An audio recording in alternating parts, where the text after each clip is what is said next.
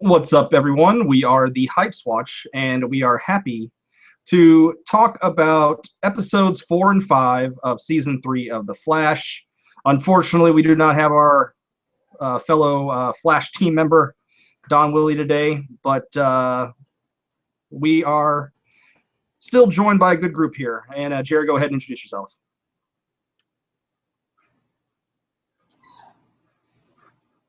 What's up, everyone? It's Jerry, the Targaryen Steamboat here, and ready to talk about the last 2 episodes of The Flash. Take it away, LT. What's up, everybody? You know I wasn't going to be on this video, but Jerry the Targaryen Steamboat convinced me to watch these episodes, and I really enjoyed them.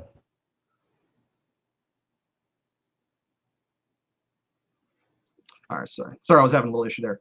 All right, so yeah, these weren't the most important episodes ever. Not exactly a lot of things happened, but I will say there was a lot of good, funny moments in them. I would say they were pretty comedic, and they were just fun to watch. Not necessarily groundbreaking in terms of storytelling or anything, but we'll start with the 4th episode entitled New Rogues. And the important thing that happened in this episode was the inception of the Mirror Master, though he really wasn't that important. But so yeah, we'll just talk about all the stuff involving the Mirror Master. Essentially, we see him in the beginning. Jerry and LT, you guys don't know really who Snart is. I mean, you know who Captain Cold is, but you don't know this iteration of him played by Whitworth Miller. He hasn't been on the show for a while. I think he actually died in Legends of Tomorrow, but he was there in the flashback. Yeah, and essentially, they had a relationship gone wrong, and this was during the events of the particle accelerators explosion, and of course, he was kicked into the mirror, and that's how he got his Mirror Master powers. So, Jerry, what do you think about the introduction of the Mirror Master? I completely forgot about Mirror Master, and I didn't even make the connection until you just mentioned it right now. I thought he was pretty corny, to be honest. I thought everything pretty much about him was pretty corny. From his introduction to like this over the top, kind of almost Bonnie and Clyde thing they had going on there, and then how he comes back, and yeah, it's just I don't know. I thought he was kind of corny. That's really all I gotta say.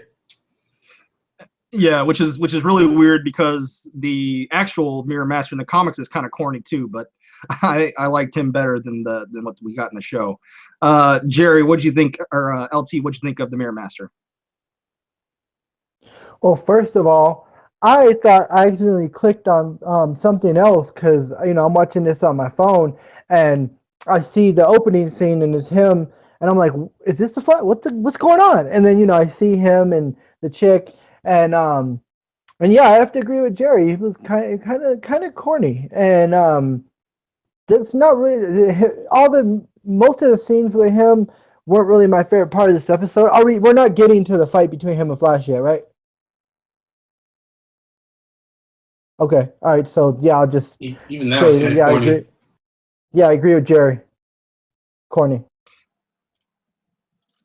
Yeah, I definitely think that the worst aspects of this episode was actually the stuff involving the Mirror Master and Top. But there was a lot of funny things in this episode. But so yeah, after we see the inception of Mirror Master, I think the essential thing of this episode was a lot of relationship. It was a lot centered around a lot about relationships. We see Jesse Quick and Wally having this relationship stuff. We see Joe and the DA possibly having this budgeting relationship. We have the evolution of Iris and Barry and the whole awkwardness around Joe.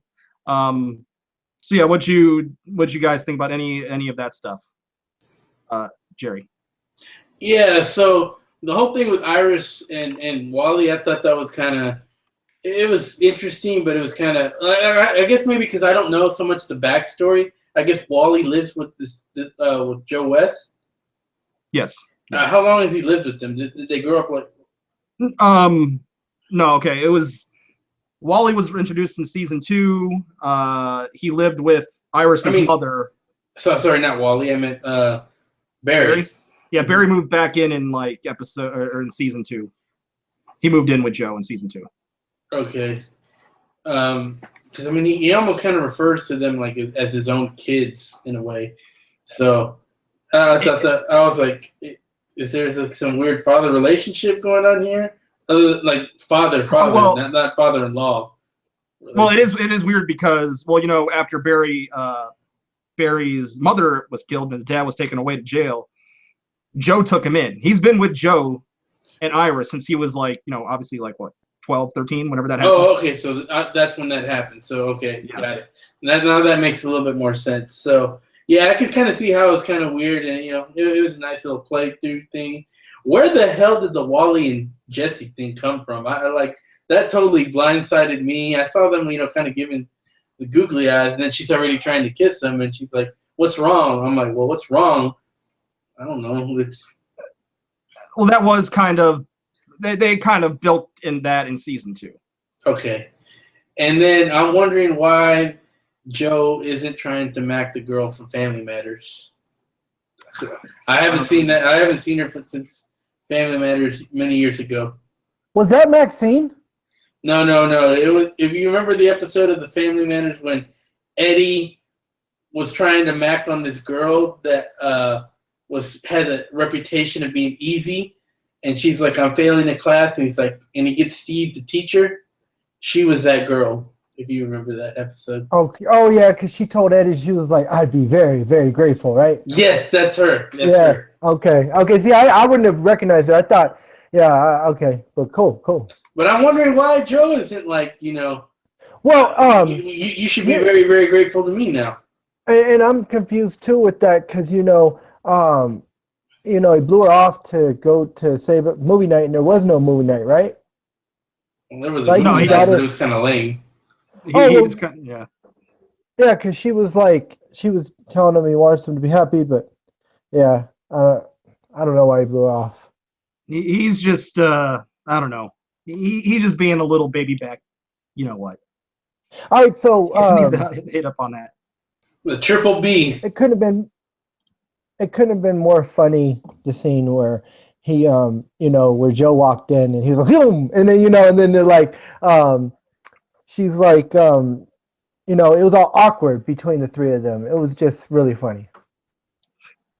Yeah, I mean it's kind of awkward in general because you do got to think about it. Like Joe, he grew up like as being Joe's son. I mean, he's been there since he was raised by Joe for like the last 12 years, and like Iris was like a sister. So it's kind of weird. Obviously, it's not blood, but I wonder if that's what Tywin Lannister felt like when he found out about Jaime and Cersei. well, except they're blood. But It's the same principles going in. But yeah, there was a lot of relationship building in this episode. So there was some funny stuff. I thought the funniest part of this episode was the stuff with Wells's doppelgangers. And once again, what we're seeing here is there's in the multiverse, there's a bunch of Earths, and we're seeing all the different variations of Wells. Did you guys find that entertaining at all? I had to watch it again because at first I didn't recognize that it was the same person, but then I'm like, what's going on here? LT? Quick question. So Wells doesn't have a daughter in every world? I mean, there's definitely tweaks in every world.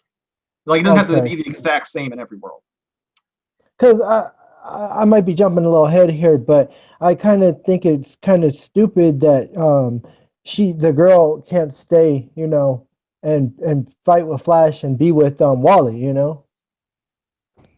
Well, I mean, she is the Flash now of her world, and they want to her because you didn't see it in season 2. Their world got devastated. It got really fucked up, and they want to help their own world. That's the reason why they had to go back. Yeah.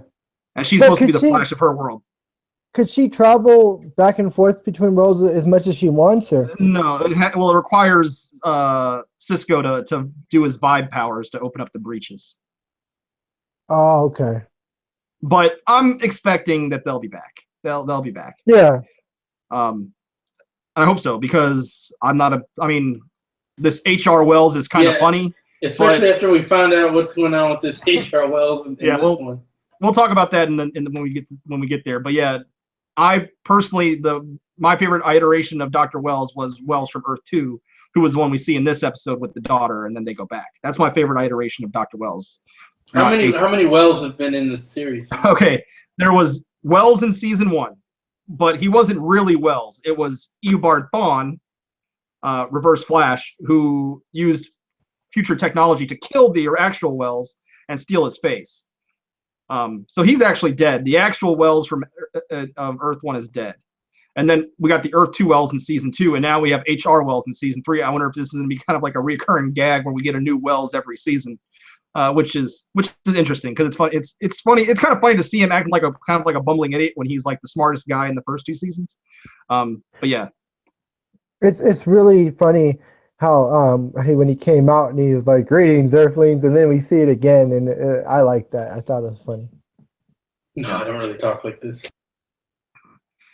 So that was some funny stuff. Like I said, I think these episodes had some good comedic moments. So yeah, we then see Barry and Jesse fight with Mirror Master and Top, and the fight was cheesy. This whole Top was really cheesy. Like she had cheesy one-liners, and then her eyes would turn green. This is definitely some CW cheese coming out at its finest. Oh, what's going on? Yeah,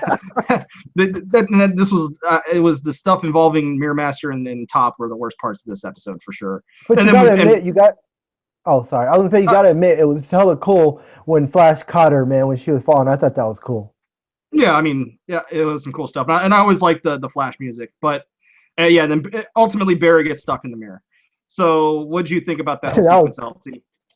Oh, that was super funny when they put the translator thing, and at first you couldn't understand them, and then you could, But yeah, one thing I want to mention. I don't know if any of you guys have ever played DC Universe. It's free on PlayStation. If you have PlayStation 4, James, you could download it. It's free, and one of the powers you could have is super speed, and it's cool because it looks like how when the Flash runs, it kind of looks like that, and it's really cool. But no, it's the are we getting to how they get him out yet? Or are we gonna say that for later? Okay, all right, next. All right, okay, yeah, no, cool. Then yeah, I thought it was super funny when he was in there, and he's like, get me out of here, and. I was wondering why did they just leave? Like why did the bad guys just leave him? Like, why not try and finish him off? They seem to have the upper hand there, but whatever. Writing. Yeah, it's maybe Dan and Dave wrote this episode, so. But it was definitely kind of cheesy. So, yeah, we see them trying to get Barry out. They try to concoct a cold gun because of they said some science mumbo jumbo. And I knew exactly where they were going with this. I knew that as soon as they went with the whole cold angle, I knew that Caitlin Snow was going to do her thing to get Barry out. So, yeah, we see the gun fail, and Caitlin come and freeze the mirror and get him out. So, obviously, it was kind of these 2 episodes, a lot of it was involved with Caitlin and her budgeting powers. Yeah, what do you think about that, Jerry? I knew it was going to happen the second they said we need more power, and they didn't have it. I'm like, oh, she's going to freaking freeze it. That was kind of predictable. But it was kind of cool to see kind of her powers coming out, and it's also kind of interesting to see that her powers seem to have kind of a mental thing over her, so... Interested to see where that was going. Maybe future villain and maybe season finale villain. We'll see. Well, I will say in season 2, the Caitlin Snow, Killer Frost, in Planet on Earth 2 was evil. Her powers made her evil. So I think we might be seeing something along those lines. But LT, what'd you think? I'm sorry, I was in the chat. Where are we at right now? We were talking about Caitlin getting Barry out by using her powers. Yeah. I that came out of nowhere because I don't read the comics. I mean, I watched the Flash, original show, not original, but the one back in the '90s, and I've watched some of the Justice League movies, but I have no idea about who I thought she was just a help one of their team. I didn't know she had powers, so it came out of nowhere, and I was wondering, is she really some kind of bad guy or something? But yeah, I'm pretty much confused about this, and yeah. Yeah, well, like I said to Jerry right now, in season 2, her doppelganger on Earth 2 was evil, and she had the Killer Frost powers.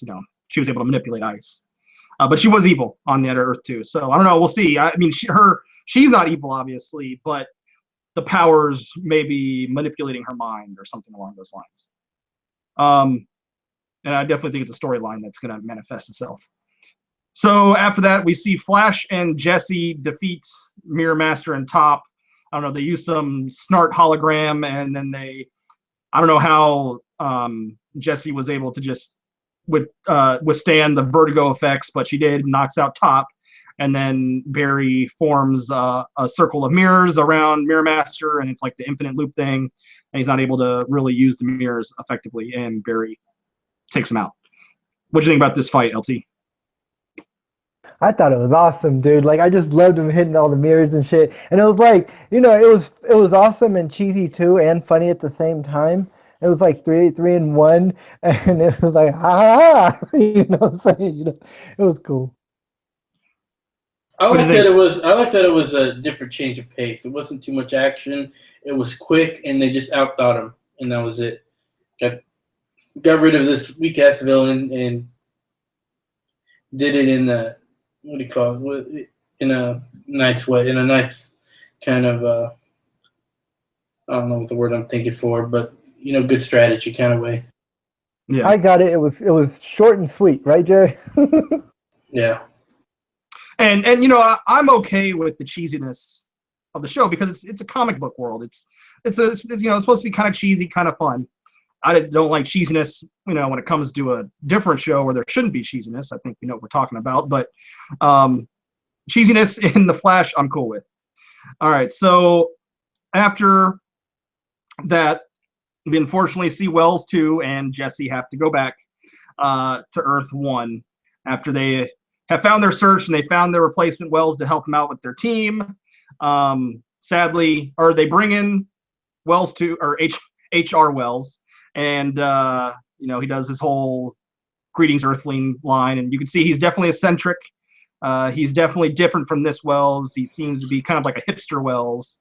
Yeah, I got a question first. What was the whole purpose of bringing in another Wells? The purpose was that they value Wells' ability to help the team scientifically. So they put out that beacon. It was supposed to be hard to crack. That would take a great mind. They figured that only he would be able to crack it, and that since he had to go back, that they'd be able to, if one of the other Wells wanted to actually come and help the team out, that he would be, bringing on his scientific expertise. The next episode we'll talk about that, but yeah, that was the point of it, was that it was supposed to be a replacement to actually help their team with his intellect. So yeah, sadly they have to go back. I think we'll get them back at some point this season, but. Yeah. So what do you guys think about that, LT? I just want to know what he was saying when he got sucked, back in, and then the other Wells was like, "What do you think he said?" I think, right? And yeah, I definitely want to know what he said.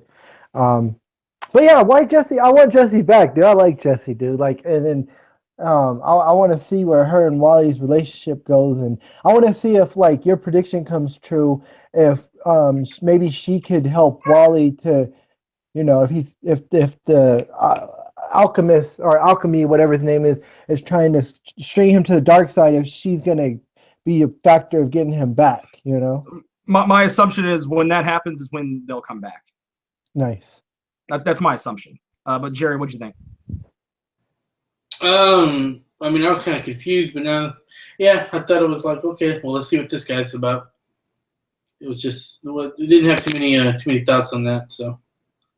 Right. All right, so at the end of this episode, we see Caitlin's beginning kind of her transformation to Killer Frost. We see her in the shower. She's accidentally freezing the water. She's coming out, her lips are turning blue, and her hair is turning white.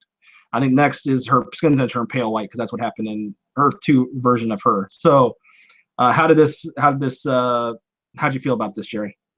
Well, I felt that the logical thing is to have a crossover with Game of Thrones, and she's going to be the new Night's Queen. That's what I thought. It could work. It could work. God, Jerry, we were thinking the same thing. Great minds think alike. Yeah, it was kind of scary looking, and I like I said, I just don't know what's going on, and I didn't know she had powers, and I didn't know if like something was happening and she's gonna hurt herself or something. It was kind of weird. Yeah, these are new. I mean, they were latent as Cider essentially. It took Cisco 2 seasons to become Vibe. It's just taken her 3 seasons to become Killer Frost. It takes a while. Like not all these people, the metahumans, get their powers right away. So that's what's happening with her. All right, so we're gonna move on to the episode entitled Monster. It starts with Caitlin going to see her mother. We see that they obviously have some sort of a kind of like a strained relationship, and she shows her power.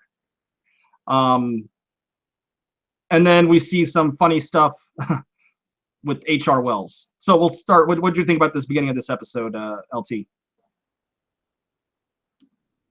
Yeah, this H.R. Wells thing was the highlight of this episode. It was just awesome. Her getting tested and stuff, and I guess I'll skip ahead if I talk about what her mom says. So I'll just wait.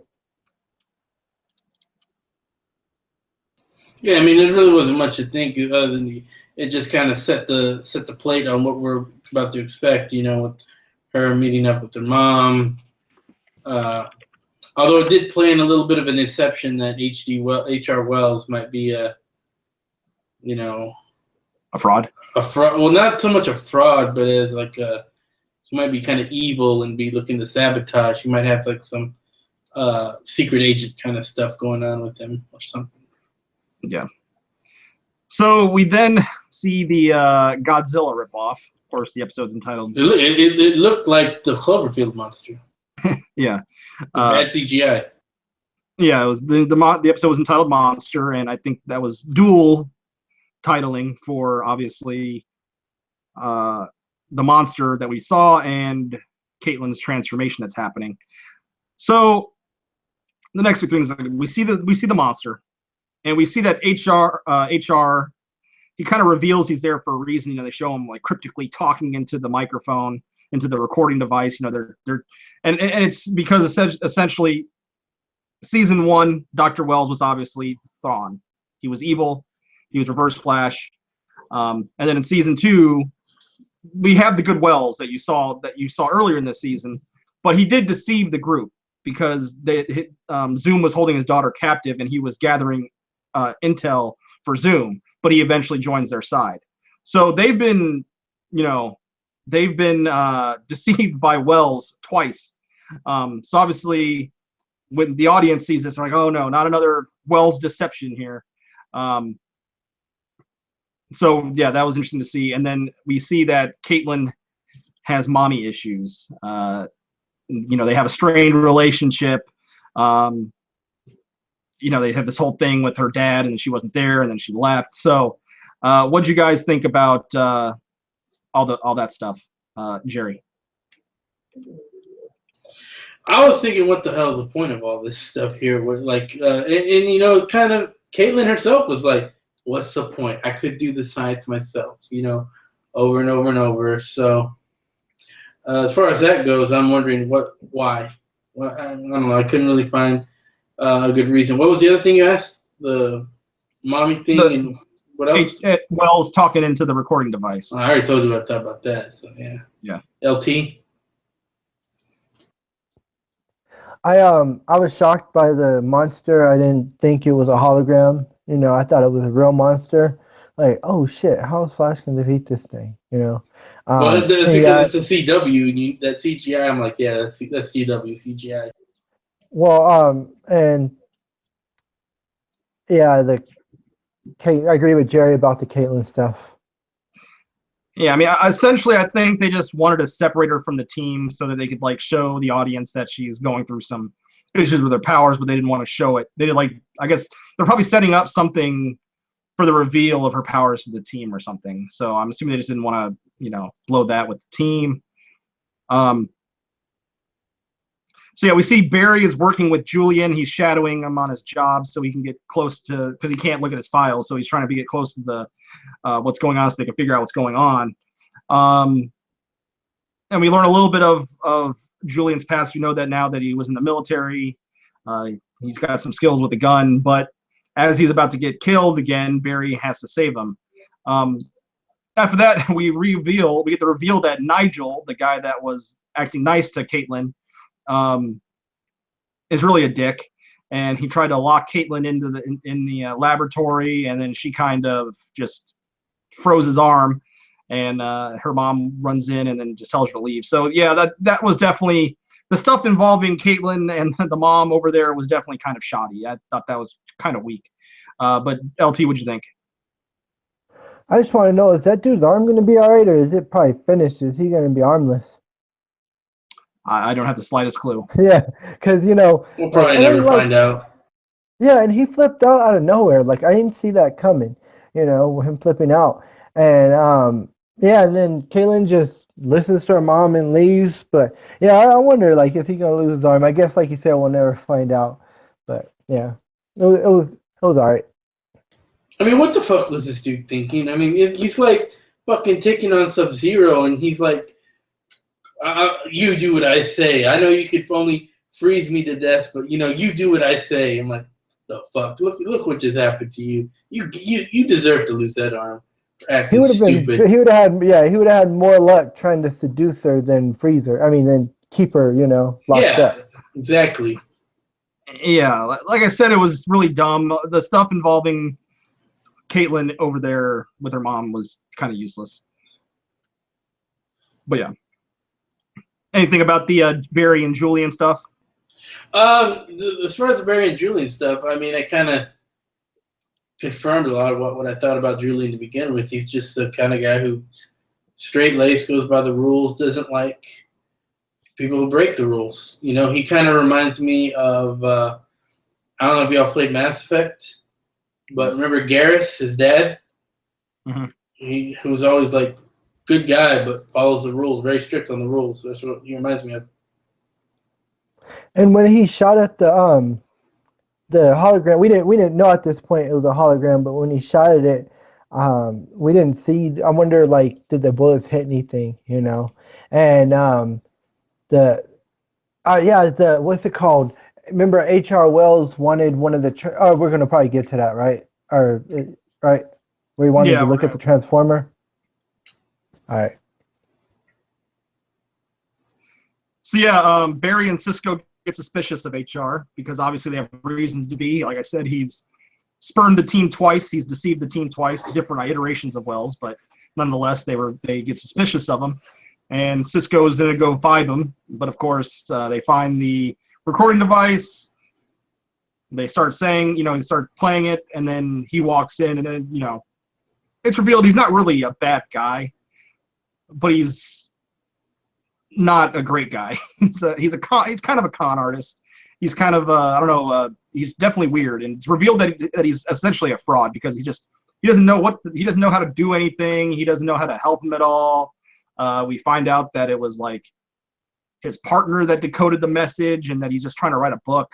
So I don't know what he's gonna bring. I don't know what value he's gonna bring to the team. I just kind of wish they'd boot him back and they bring back Earth 2 Wells. So what do you guys think about this whole H.R. Wells stuff, Jerry? I mean, I wondered why he didn't bring his partner with him if his partner was the one who figured it out. But, I think he'll probably have some information where it'll come to pass eventually, right at the point probably where they give up on him. And I don't know, why not try out some of the other Wells if this guy doesn't work? LT? Well, I wouldn't mind having a few more episodes of this guy because he is hilarious, especially when he was telling Paco. I can't remember his name, so I'm just gonna go like Jerry and call him Paco. That is his name. When he's like he's saying I said that, and he's like, no, I suggested it. It's funny, and just the way he's acting is funny. So I could go ahead and deal with him for until we get the Earth 2 one back, or possibly another Wells. But could they just, like you said, boot him out and try and fish for another one? Could they do that? They could, but I mean, I don't think they're going to. I think this one will stick around for a while. He's got some sort of role to play. I mean, he definitely. I thought he brought a good levity to the show. So it's interesting because, like I said, I know the character from watching the last two seasons, and it's interesting to see him acting so drastically different. Yeah, it kind of reminds me of. It kind of reminds me of when Lowell came and Data, I remember Lowell was impersonating Data, but he was acting, smiling and acting, yeah. Yeah. So yeah, we essentially, like I said, we essentially realized that he's a fraud. So yeah, the rest of this episode is it's revealed that Godzilla is a hologram, or Cloverfield, whatever you want to call it, is a hologram. And Julian, he finds out where the hologram is being signaled coming from, and he's about to shoot this kid because he doesn't realize it's a kid. He gets up all fast, and he goes to shoot him. Flash is there to stop him from happening. We then see a sort of a breakthrough in Julian and Barry's relationship. We kind of see where Julian is coming from, his family background. We're getting some more backstory. And in sort of his hatred for the metahumans, and we see that him, he tells Barry that maybe he was wrong about him, and that they go and have a drink. Now this is where I get kind of worried because, like I said before, every single person that had a good relationship with Barry ends up, like every new person that comes in that ends up having a good relationship, Barry is the one that revealed to be ends up being the bad guy. I don't know if they're going to go with that route here or what, but so it's interesting to see that this new dynamic is happening in their relationship. And then, of course, the end of the episode is we see Caitlin having more issues with her powers. She kind of has the evil eyes going while she slams down her hands on the desk when her mother tells her not to use her powers anymore and freezes the desk. So, Jerry, what do you think about all this? Well, I think that just kind of validates everything I was saying about Julian earlier. I thought that, he is a good guy who just has a different perspective on things.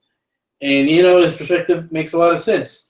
A lot of these metahumans are wasting some of their, potential, and they probably could be doing better. Even the Flash. And what else was I going to say about him? Yeah, then he makes a mistake about shooting the kid. I thought that was kind of but at least he comes clean with it. And one thing that I thought was kind of weird is he's like, yeah, I'm a scientist, and now there's all this new science out there. I'm like, well, as a scientist, you should be really excited about that because that means there's stuff to discover that no one else can, and you can be on the frontier. But I understand the logic of that. But other than that, yeah, no, I thought it showed that he's a good guy. And as far as the Caitlin thing at the end, I'm like, what the fuck? Why is she going crazy for no goddamn reason? So, well. LT. Yeah, I want to mention the scene where they were in the police station and Julian, pointed out the 8 first. He said, I pointed out 8 things of Barry breaking the rules, and he was like, actually 9. He's like, you let him get off with a 15-second talk. I like that scene. And also like the scene where Barry told Julian that he would give him the office, the laboratory if he could follow him around. It was very clever of Barry there. I don't think that Julian is the alchemist. I just don't. I think Julian's who Julian is, and I just think he's a regular guy. Yeah, the Caitlin stuff was what's going on with this girl, man? Is she gonna become bad? I mean, you said in the other world she was. I don't know, man. I don't know with that. Are we gonna discuss the movie scene, or is you can, if you want to talk about it, go for it. Yeah. That was pretty funny. When she jumps up and then she's like, didn't you guys talk? And it's just so awkward. And then when they get a call and they bounce out, I thought that was pretty funny. Yeah. I mean, I don't really think Julian is the alchemist because I think it was too easy. But something's gotta happen because, like I said, he's a relatively bigger actor. They brought him in specifically for the season, so I think that he's got to have some big role to play. There's got to be some catch with them or something that's going to happen with them. In terms of Caitlyn, like I said, I don't think she's going to be like. I mean, maybe she's going to be bad for a little bit, but she's been too integral to the team. She's always been good. I mean, I think there's probably going to be some like inner struggle with her that she's going to overcome towards the end and be good. It's kind of what I think. Yeah, aside from that, do you guys have any last thoughts?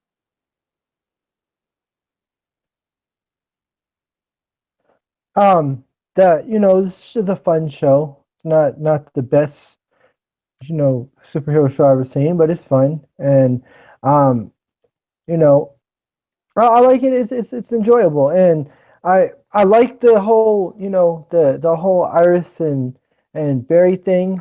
I'm wondering if that's gonna be his downfall. If he's gonna have to save her and she might die, or it's gonna make him a stronger person. Because that's what happens to all superheroes, man. If they can't hurt them, so they go after the ones they love. So eventually, somebody's gonna try and kidnap her or hurt her to get to Barry. I see it coming. Watch, it's gonna happen. I will say that seasons 1 and 2 thus far were far superior to this season. I will say that. I mean, I think this is really like kind of dipped a little bit these past few episodes. They're all right. They're fun. Monsters of the Week. Decent stuff, but it doesn't seem like you're getting too much out of it, especially for an hour TV show. So I thought they're just okay for now. Looking forward though to it stepping up its game soon. Yeah, I think that's kind of the problem is they have too many episodes in a season and they don't get to the actual meat until like the later part of the season. It's kind of been like it sounds like a lot of filler so far. Yeah. I mean, it's kind of but season 1 and season 2, it seemed like the filler was better, I guess, and that there was more of an arc that they started earlier, I guess. They started the main arc of the main villain earlier. And I just thought season 1 and season 2 were superior, but I haven't watched this whole season as a whole yet, so I'll wait to judge on that. That being said, we'll give out your grades, plug whatever, and then we'll sign off. LT. Yeah, I give it a 6. But highlight of this episode was definitely H.R. Wells being funny and seeing Jesse in that suit, because I like her in that suit. But yeah, what time is it? Drink some water, about an LT. hour. Drink some water, LT. About an hour and 10 minutes. Me, Jerry, and AU Pac-Man over on his channel will be doing a Game of Thrones and Westworld discussion. So be sure to check that out. And yeah, thanks for having me, James. Jerry? Yeah, I'm gonna say I'll give 5.5 for both of these. They're both above average show episodes that had some funs, but not really too much else. Had some funnies, but not too much else going on really. And then Jerry the Targaryen Steamboat, like the LT said, check this out in about an hour. Yeah, I give both episodes probably about the same, 5.5 to 6. Not groundbreaking, and really didn't really do anything to move the story arc along, aside from maybe the stuff with Caitlyn, and the stuff with H.R. Wells was funny. But it was a fun. I can at least if it's if it's not going to be great, at least be fun. If it's going to be great and boring, then I'm not even going to watch it. But at least these are fun and I can watch them. So yeah, that being said, go watch Jerry and LT on AU Pack Mule's channel here in a little bit. And just be keeping an eye out on stuff with the Hypes Watch. We're going to have a reread soon, potentially some other videos. So just keep an eye out, guys. Until next time, if you like this video, hit the like button, share, and hit the subscribe button. Until next time, adios.